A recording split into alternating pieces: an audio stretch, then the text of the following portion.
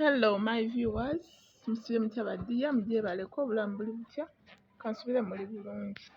Yes, olunaku olwaleero nze kuddamu ababuuza nti mole sente mmeka ezeetagisa okulunda enkoko 100? My dear, enkoko 100, enkoko 2, enkoko 3, sente mmeka ezeetagisa? Tuba tutandika okubala sente ezeetagisa mu kulunda enkoko badiya. Sente ezeetagisa tetubaala sente zizimba. Capital tugamba nti capital balina bye bakiyita capital, tuba tubaala sente zetukozesa okuliisa enkoko, tuba tubaala sente zetukozesa okujjanjaba n'okugema enkoko. Bino bintadde ebbaati epya, binyongeddeko kapatishoni, ate emisumaali neetaaga okubaayo omusumaali, neetaagayo ettundubaali, ebyo tetubibaala badiya. Capital w'enkoko tubaala ssente eziriisa enkoko, ezijjanjaba n'ezigemesa. Nzija ku ansayo nti ssente mmeka ze weetaaga okulunda enkoko 3 oba 2 oba 10? Kantandikire n'omuntu agenda okulunda enkoko 2. Bw'oba ogenda kulunda enkoko 2 my dear, weetaaga capital obukadde 4. Olina okubeera ne ssente ezitakka wansi wa bukadde 4 bw'oba ogenda kulunda enkoko 2.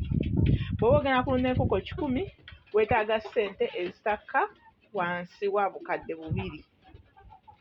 Kitegeeza ki? Nti bw'oba ogenda kulunda enkoko 10, weetaaga miliyoni 2. Enkoko ezo ziba obeera ogenda zirunda okuva ku day 1 paka ku myezi 4 w'otundira empanga. Bw'otunda empanga ze zikuyambako okwongera okuliisa enkoko zino enkazi ne ziryoka zitandika okuwa amagi. So my dears, bw'oba ogenda kulunda enkoko 10, weetaaga miliyoni 2 okuva ku day 1 paka ku myezi 3.4.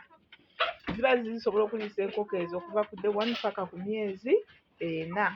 Kati emyezi 4 bw'otunda empanga, ezo empanga bw'ozitunda, ssente z'ojjamu zikuyambako okulabirira zino enkazi eziba zisigadde ne zitandika okubiika awo ne zitandika nazo okwerabirira oba okweriisa.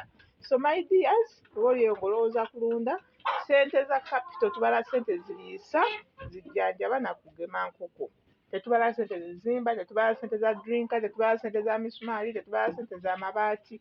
No my dear, ebyo birina engeri gye babiyitamu abamanyi bizinesi, waliwo olulimi lwe tukozesa olutabeera capital gw'otaddemu kuliisa nkoko zino. Capital w'enkoko zo ssente ze tuliisa, ze tujjanjabisa ne ze tugemesa. So I love you so much. Thank you so much for subscribing, for viewing, for liking my videos. Let's meet in the next video.